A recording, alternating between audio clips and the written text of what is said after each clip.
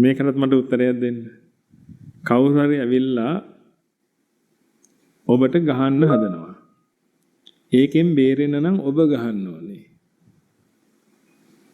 ඔබ ගැහුවොත් ඔබට පව් පිරෙනවා අපායනවා. එයා ගැහුවොත් ඔබ මැරෙනවා. මොකද්ද ඔබ ගන්න තීන්දුව මේ වෙලාවේ?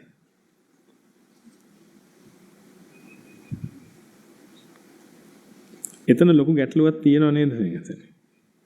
එහෙනම් ඔතන එච්චර ලොකු ගැටලුවක් තියෙනවා නම් දැන් මට මේකට උත්තරයක් දෙන්න. මේ වෙලාවේ හිතක් හැදෙනවා. ඒක පාපයට නැඹුරු වෙච්ච හිතක් නං. කාමයට එන රාග දේශ මොහයට නැඹුරු වෙච්ච හිතක් නං.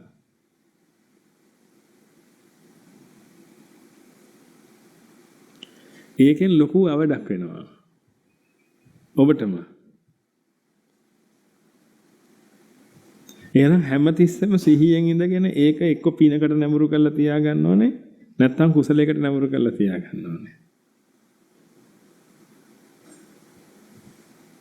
එහෙම නැත්නම් ඒකට ඒ මොකද්ද හිතුනේ ඒකට අනුකූලව වෙන විපාකයක් හැදෙනවා. ඔන්නොහම ජීවිතයක් ජීවත් වෙන්න ඕනේද ඔබට? අර කලින් කියප එක අසාධාරණයි නේද පෙඟතනේ? එයා මේ මාව මරන්න එන්නේ හා. ඔබව මරන්න එන්නේ. එතකොට පීයෙන් අයින් හදන්නේ ඔබට. දැන් ඉතින් ගරන් දෙයක් නැහැ. එකක් බොළු පාරක් ගහන්න වෙනවා. ඒ ගැහුවොත් ඔබ අපාය යනවා. උසාවියෙන් බේරුණ හැකි මොකක් කියලාද? ආත්ම ආරක්ෂාව කියලා. පුළුවන්ද ධර්මාධිකරණයෙන් බේරෙන්න? ඒකෙන් බේරෙන්න බෑ. ඒකට අනු යන්න වෙනවා. ගැහුවොත් යන්න වෙනවා. නොගහ හිටියොත් මැරෙන්න වෙනවා. අසාධාරණ නැද්ද ලෝකේ? අසාධාරණ නැද්ද? ඒක එච්චර අසාධාරණ නම් එතනදී මේ හැම වෙලාවකම සිහියෙන් ඉඳගෙන සැප විපාකයක්ම ජනිත කර කර ඉන්න වෙනවා. ඒකෙදි දුක් විපාකයක් ජනිත වුණොත් ඒකට දුක් විඳින්න වෙනවා.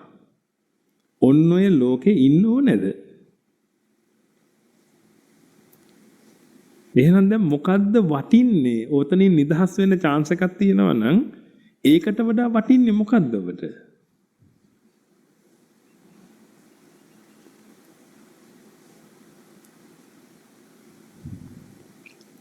තව ටිකක් ඉඳලම දැන් ඉන්න ටිකේ මොකද්ද වෙන්නේ? ඔබට මෙහෙමයි. හරි ඉන්න දෙන්නම්කෝ. මේ තරුණ පිරිස ඔක්කොටම හරි කල් දෙන්න. කොච්චරක් ඕනේද පුතේ? මම අවුරුද්දක් දෙන්න. හැබැයි ඒක පොරොන්දුවක් වෙන්න ඕනේ.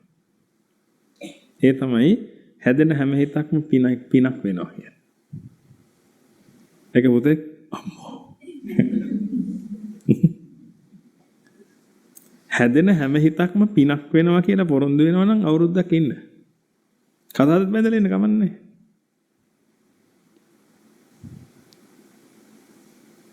කරන්න බෑනේ මේකට. හිත අවුල් ගිය ගමන් වෙන විකාරනේ හිතෙන්නේ. හිතට පීඩාවක් ආපු ගමන් කේන්තියක් ඇවිදලා එක්ක අඬලා මොනවා වෙලා හරි ප්‍රශ්නනේ ඒක. ඒ හැම වෙලාවකම දරුණු විපාකයක් ජනිත වෙනවා. මේකනේ මම කියන බණ නෙමෙයි. භාග්‍යතුන් වහන්සේගෙන් අසා දැනගත්ත මේ මහා තේර පරපුරේ තියෙන ඒවා වෙනස.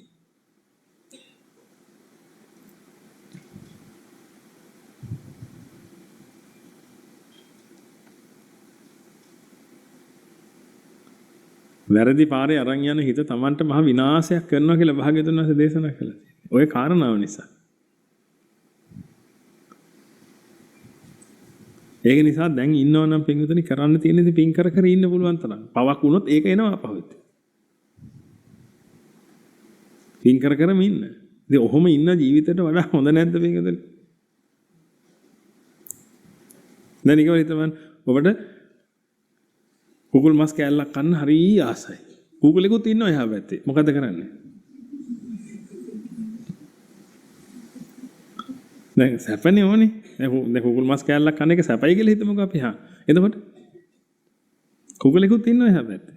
දැන් මොකන්ද කරන්න පුළුවන්ද? මොකද සැපේ පිණිස බෑ ඉවසගෙන ඉන්න වෙනවා. ඉතින් ඔබගේ හිතට ආපු හැම ආසාවක්ම ඉෂ්ට කරන්න බෑනේ. ඔබට ආසාවක් වෙනවා එහා ගෙදර එක්කන ඒ කාර් එක මගේ වුණා නම්. එහා පැත්තේ ගෙදර මට තිබුණා නම්. ඒ වෙන්න බෑනේ ඒ වගේ. කාර් වල ලාරියක් ඇඳලා යනවා දැක්කම අනේ ඒ වගේ එකක් මටත් තිබුණා.